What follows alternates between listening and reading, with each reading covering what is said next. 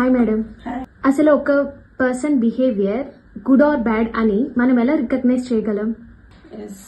ఒక పర్సన్ యొక్క బిహేవియర్ అంటే ప్రవర్తనను వారి చేతల ద్వారా, వాళ్ళ యొక్క ప్రవర్తన మాటల ద్వారా, వారి యొక్క ప్రవర్తన అనేది వాళ్ళ బిహేవియర్ అలా బయటపడుతుంది అనమాట. వారి యొక్క బిహేవియర్ వాళ్ళు చేసే చేతలు మాటలు అంటున్నాం కదా. ఒక పర్సన్ తీసుకుందాం. సపోజ్ ఒక పర్సన్ ఇంకో ఎదుటి పర్సన్ ని ఒక తులనాడుతున్నాడు. ఎలా అంటే పచ్చి బూతులైనా కానివ్వండి, అమర్యాదగా మాట్లాడుతున్నాడు అనుకోండి. వారి యాటిట్యూడ్ ఎలా ఉంటుంది? నెగిటివ్ గా ఉంటుంది. అంటే నేను ఇంతకుముందు వీడియోలు కూడా యాటిట్యూడ్ గురించి కూడా చెప్పాను. సో అలా మాట్లాడుతున్నప్పుడు మీరు ఎట్లా ఎక్స్పోజ్ అవ్వాలి అని అంటే, సో వాళ్ళు అరుస్తూ ఉన్నారండి, అరుస్తూనే ఉంటారు. ఇలా అరుస్తూనే ఉంటారు. కానీ మీరు చెల్లించవద్దు. ఫస్ట్ పేషెన్సీ అనేది మీకు ఉండాలి ఫస్ట్. లేకపోతే వాళ్ళు అరిచి మీరు అరిచి అక్కడ ఏం జరుగుతుంది? అక్కడ అట్మాస్ఫియర్ అంతా ఎలా ఉంటుందంటే ఒక యుద్ధ వాతావరణం ఏర్పడుతుంటుంది. అలాంటప్పుడు వాళ్ళకి మీకు ఎలా తేడా ఉంటుంది? అందుకే ఒక ఎదుటి పర్సన్ బిహేవియర్ బాగలేదు బాగుంది అని తెలుసుకోవాలంటే ఇంకొక పర్సన్ ఎదుట ఉన్న పర్సన్ వాళ్ళ యొక్క పేషెన్సీని బట్టే ఇది ఎక్స్పోజ్ అవుతుంది అనమాట. సో వీళ్ళు పేషెన్సీగా ఉన్నారంటే వాళ్ళు అరుస్తున్నారు అంటే అరుస్తారు. అరిసే తత్వం ఉన్న వాళ్ళు అరుస్తూనే ఉంటారు. కానీ నువ్వు రెస్పాండ్ అవ్వద్దు. అక్కడ యాక్చువల్గా ఏంటంటే చాలా పేషెన్సీతో ఉండాలన్నమాట. ఇట్లా కళ్ళు వరిసి చూస్తూనే ఉండాలి. మా అంటే ఏముందండి, ఒకవేళ అరిచి ఎన్ని రోజులు అరుస్తారు?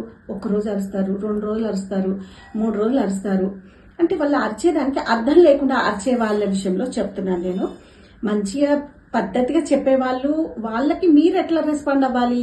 సపోజ్ ఒక బాధతోనో డిప్రెషన్తోనో వాళ్ళు అరుస్తున్నారు అనుకోండి, పేషెన్స్తో ఉండాలి. ది పర్సన్ ఉండి ఏం చెప్పాలి? సపోజ్ సారీ, వీలేదో ఒక సారీ, లేకపోతే ఇట్స్ ఓకే అని వాళ్ళని కూల్ చేసే ప్రయత్నం మీరు చేయాలి.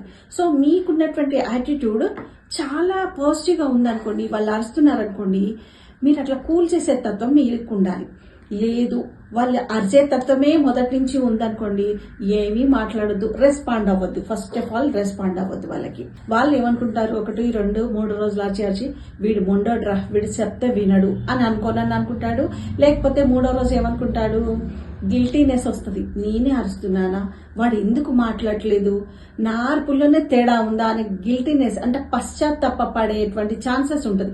అంటే మీరు అరవకపోవడం అనేది వాళ్ళలో పరివర్తన కల్పించేటువంటి ఒక సూచన చేస్తుంది అనమాట. అంటే మంచి వాళ్ళైతే కాస్త అర్థం చేసుకోవడానికి ప్రయత్నం చేస్తారు. ఆల్వేస్ నేనే అరుస్తున్నా, వాడు రెస్పాండ్ అవుతలేడు అని అంటే ఒకటి గిల్టీనెస్ అన్నా వస్తుంది, రెండోది చేంజ్ అన్నా వస్తుంది. సో మొండివాడు అని ఫిక్స్ అయిపోతాడు. ఈ 3 ఉంటాయి మనిషిలో. సో వాళ్ళర్చి మీరర్చి అక్కడ యుద్ధ వాతావరణము చేయడమే తప్ప అలాంటి పరిస్థితులు ఏ రోజు రాకూడదు. ఒక మనిషి ఎంత పీస్ఫుల్ గా, ఎంత పేషెన్సీగా ఉంటే అన్ని పనులు జరిగిపోతా ఉంటాయి అన్నమాట. కాబట్టి ఆ మనిషి యొక్క ప్రవర్తన అనేది చేతల ద్వారా, మాటల ద్వారా మనం ఈజీగా తెలుసుకోవచ్చు.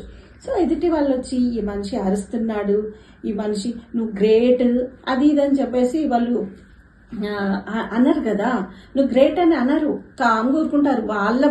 వాళ్ళకి నువ్వు అరుస్తున్నది కరెక్ట్ అని చెప్పే వాళ్ళంటే వాళ్ళకి నెగిటివ్ బోధన చేస్తున్నారని అనుకోవాలి మనం. సో నువ్వు చేస్తున్నది గ్రేట్ అని అన్నారంటే వాళ్ళు కరెక్ట్ పర్సన్స్ కాదనమాట. అంటే వాళ్ళు కూడా ఇంకా ఆజ్యం పోస్తున్నట్టే లెక్క. సో ఇంకొక పర్సన్ ఇలా కూడా ఉంటారు, మీరు చేసింది కరెక్ట్ కాదండి, సో వాళ్ళు పేషెన్స్గా ఉన్నారు, మీరు ఎందుకు అరుస్తున్నారు, మీరు కూడా ఊరుకోవచ్చు కదా అని కాస్త సముదాయించేటువంటి పర్సన్స్ కూడా ఉంటారు. అలాంటప్పుడు ఇలాంటి వాళ్ళకి అరిచే వాళ్ళకు వాళ్ళు అర్థం కారనమాట. ఎందుకంటే నన్ను పొగడట్లేదు, నన్ను మెచ్చుకోవట్లేదు, నాకు వాడు ఎవడైతే చెప్తున్నాడో నువ్వు గ్రేట్ అని వాళ్ళ అనుకుంటారు.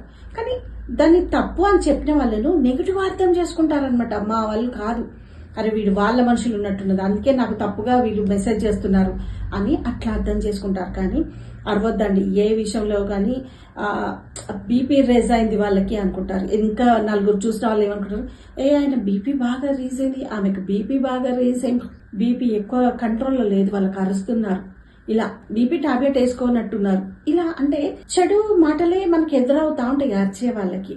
ఈ బ్యాడ్ బిహేవియర్ అనేది చాలా కంట్రోల్ చేసుకుని అదే మాటను వాళ్ళకి చెప్పాలి, తోటి వాళ్ళకి ఎదుటి వాళ్ళకి అనుకున్నప్పుడు ఒక పేషెన్స్తో, ఓపికతో వాళ్ళని మనము మాట్లాడే పద్ధతిని, ఆ వే ఆఫ్ టాకింగ్ అనేది మనం మార్చుకున్నట్లయితే మనం చెప్పే విధానాన్ని మార్చుకోవాలి అని నేను అంటానన్నమాట. ఆ విధానాన్ని మార్చుకోవడం వల్ల నీ ప్రవర్తన కూడా చక్కగా ఉంటుంది. అంటే నీ బిహేవియర్ అనేది చాలా రైట్ పాత్లో వెళ్ళిపోతుంది అనమాట. సో చాలా మంచోడండి. బయట వాళ్ళని అడిగినా కూడా ఏం చెప్తారు, అతను చాలా మంచోడండి, చాలా ఓపిక.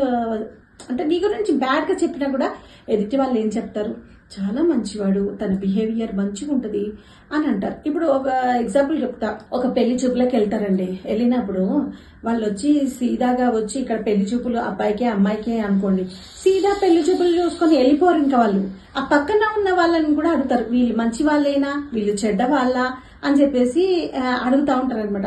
వాళ్ళు నిజంగా మంచి వాళ్ళు అయితే వాళ్ళు ఏమంటారు, చాలా మంచి వాళ్ళండి, వాళ్ళ పిల్లలు కానీ వాళ్ళ ఫాదర్ కానీ వాళ్ళ మదర్ కానీ ఎవరితో గొడవ పెట్టుకోరు అనే చెప్తారనమాట. ఎవరు వాళ్ళు ఉన్నారో లేదా వాళ్ళ పిల్లలైనా వాళ్ళైనా చాలా మంచోళ్ళండి అని చెప్తే అది ఇరుగు పొరుగు వాళ్ళు కూడా వింటారు. కాబట్టి ఆ మీ యొక్క బిహేవియర్ మీ పిల్లల మీద కూడా పడే ఛాన్సెస్ ఉంటుంది అనమాట. సపోజ్ మీరు అరుస్తూ ఎవరొచ్చినా గొడవలు పెట్టుకుంటూ ఇలా అలా చేసినట్టయితే పక్కింటి వాళ్ళ వింటారు, కానీ వచ్చి ఎవరు చెప్పరు. కానీ ఇలాంటి సందర్భాలు వచ్చినప్పుడు వాళ్ళు ఏం చెప్తారు, ఏమో అండి మాకు తెలియదు, వాళ్ళ గురించి మాకు పెద్దగా తెలియదు అన్నప్పుడు ఆ నెగిటివ్నెస్ అనేది వాళ్ళకి అర్థమైపోతుంది అనమాట. సో అలాంటిది కాస్త ఆచి తూచి మాట్లాడి మీ బిహేవియర్ అనేది సెట్ చేసుకోగలిగితే మనిషికి ఉంటాయండి, కోపాలు ఉంటాయి, తాపాలు ఉంటాయి, అన్ని ఉంటాయి. కానీ మీ యొక్క మనస్తత్వాన్ని మీరు ఓపికతోని, కంట్రోల్తోని మీరు ఉండగలిగితే మీ యొక్క రాబోయే తరాల పైన కూడా మీ యొక్క ప్రవర్తన అనేది పడుతుందని నేను చెప్తానన్నమాట. Please like, share, subscribe, A+.